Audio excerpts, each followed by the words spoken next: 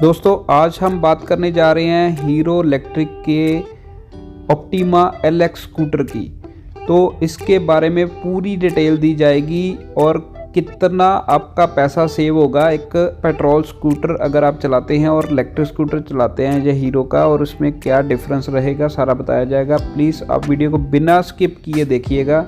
Scooter बहुत ही attractive है, दिखने में बहुत अच्छा है। LED हेडलाइट है, 12 इंच के अलॉय व्हील दिए गए हैं, साइड से पीछे से सब तरफ से दिखने में अच्छा लगता है।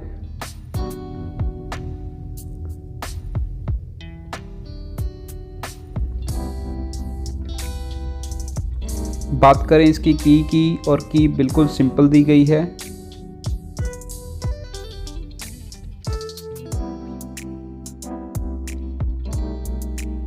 और चलाने में जो स्कूटर बहुत कंफर्टेबल, हमने इसको चला के देखा है, बहुत ही अच्छा कंफर्टेबल हमें लगा। कोई ऐसी बात नहीं लगी कि अनकंफर्ट वाली। और बहुत साइलेंट होते हैं इलेक्ट्रिक स्कूटर, तो बहुत ही मतलब अच्छा लगता है चलाने में, क्योंकि इनमें कोई वाइब्रेशन नहीं होती, कोई साउंड नहीं होती एक्स्ट्रा। तो बहुत अच्छी राइडिंग क्वालिटी ये देता है।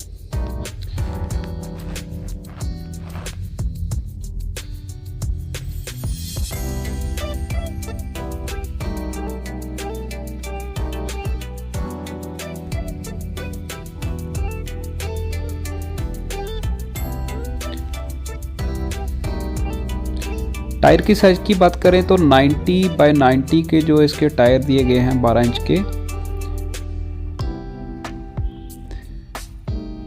ट्यूबलेस टायर दिए गए हैं इनको। और ये फाइबर बॉडी जो है सारी इसकी देखने को मिलती है फ्रंट और बैक पे। अलॉय व्हील काफ़ी खूबसूरत हैं और डिज़ाइन जो है पीछे से काफ़ी अच्छा लगता है, अट्रैक्टिव है।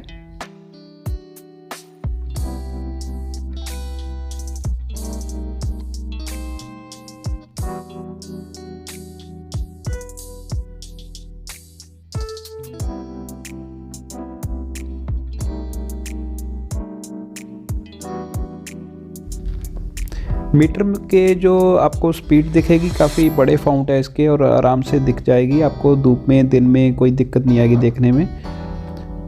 ओवरऑल डिज़ाइन की बात करें तो काफ़ी अच्छा है।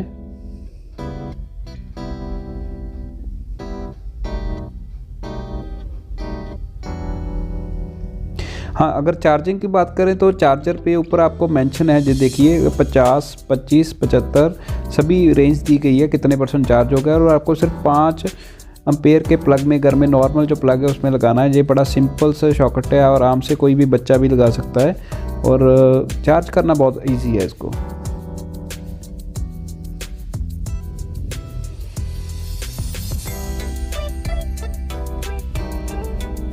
हाँ, स्पेस की बात करें तो काफ़ी स्पेस मिलती है।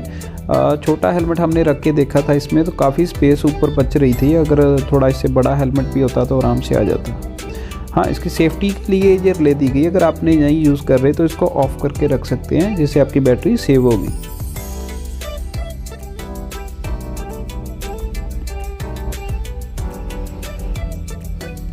बैटरी को अनप्लग भी कर सकते हैं आप, बैटरी उतार भी सकते हैं, निकाल भी सकते हैं।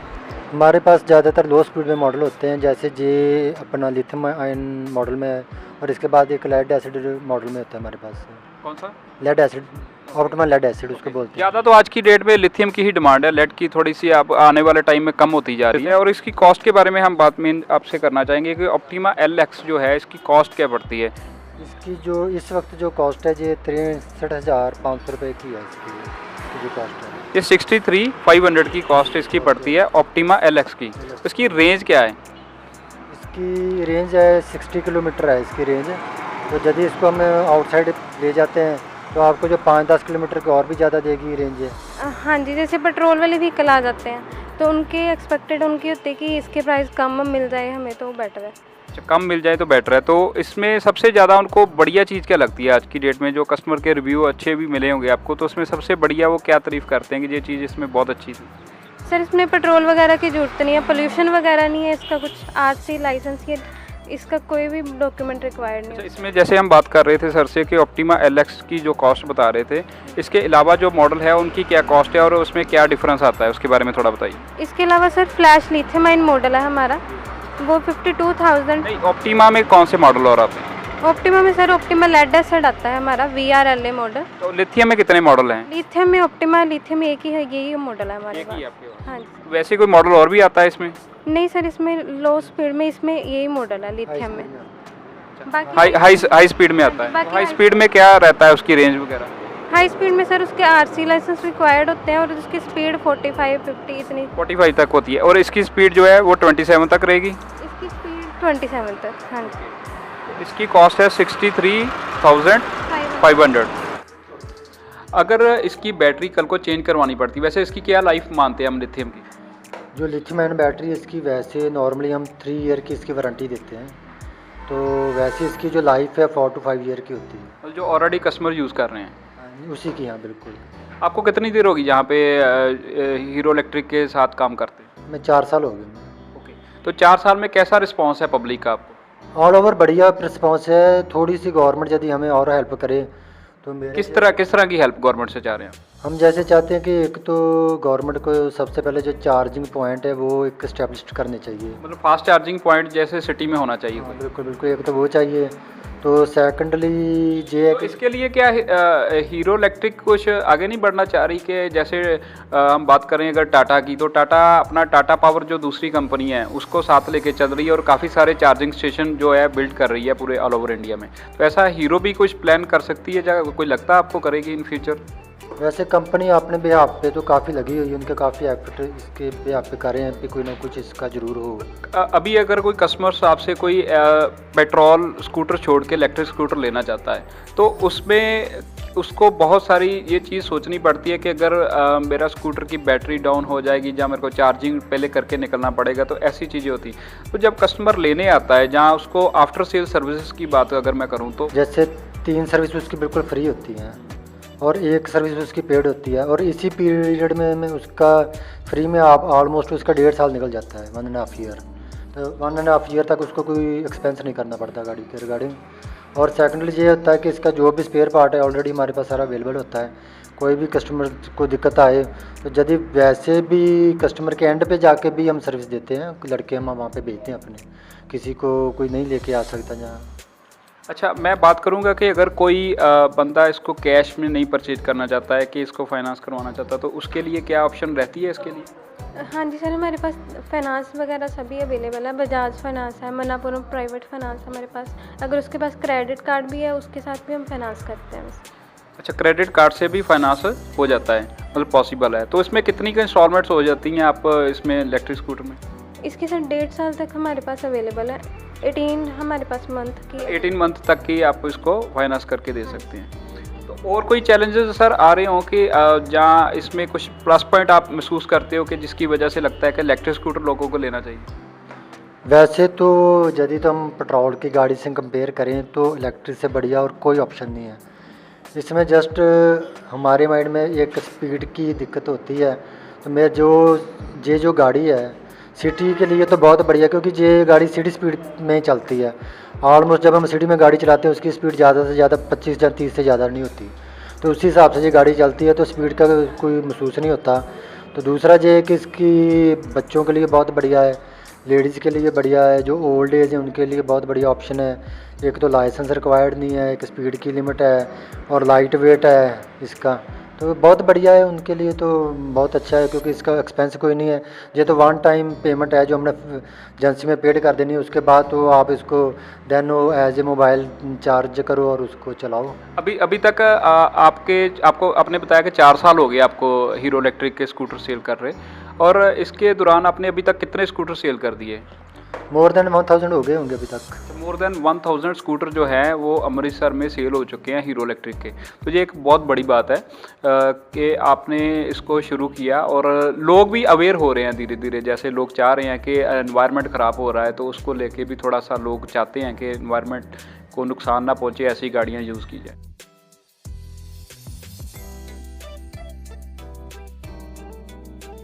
बातों बातों में हुई बहुत बातें, लेकिन अभी हम प्रैक्टिकली कैलकुलेशन निकाल के एग्जैक्टली देखेंगे। उसकी एक कैलकुलेशन का आपको आसान तरीका बता देता हूँ, और एक हम एग्जांपल लेके चलते हैं छोटी सी, जिसके हिसाब से हम कैलकुलेशन निकालेंगे।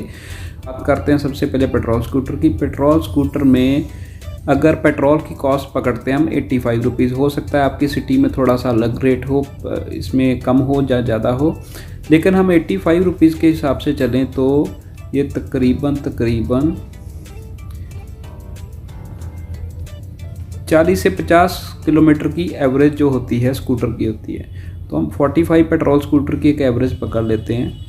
तो 45 में थोड़ा सा कैलकुलेशंस इजी हो उसको पकड़ते हैं, 47 किलोमीटर की पकड़ लेते हैं। 50 किलोमीटर ज़्यादातर कंपनीज़ की तरफ से होता है, लेकिन 47 भी अगर एवरेज दे रहा हो आपका पेट्रोल स्कूटर तो ये बड़ी मैक्सिमम एवरेज हम लगा रहे हैं। वैसे इतनी देते नहीं है, फिर भी हम 47 लेके चलते हैं।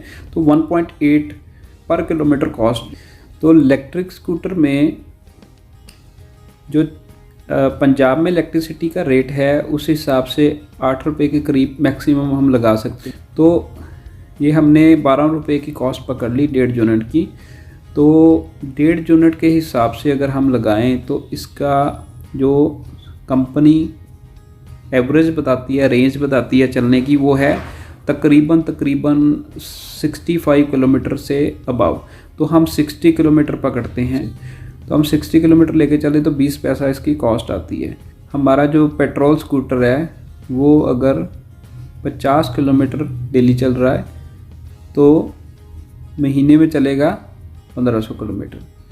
तो 1500 किलोमीटर चला 1.8 रुपीज़ के हिसाब से। अभी हमने सबसे पहले कॉस्ट निकाली थी कि 1.8 रुपीज़ उसकी पर किलोमीटर की कॉस्ट पड़ती है। तो उस हिसाब से 2700 बन गया। 2700 रुपये उसका जो कॉस्ट था पेट्रोल का महीने का निकला। और अगर हम करें इसको 12 महीने पे तो उसके बाद हम करेंगे इसको 5 साल के लिए, मतलब 1,62,000 की जो कॉस्ट निकल के आई है पेट्रोल की।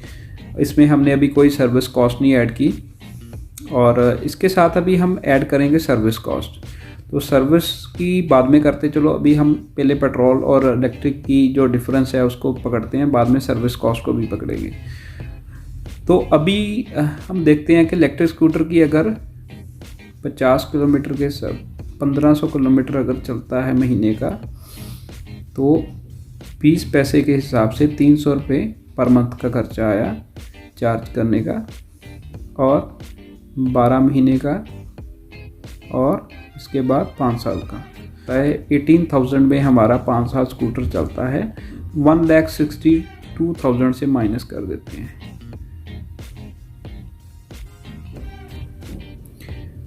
तो ये निकल के आया जी 1,44,000 की जो कॉस्ट है ये निकल के आती, जो हमारी सेविंग है, प्योर सेविंग है जो हमारी, वो 1,44,000 की है।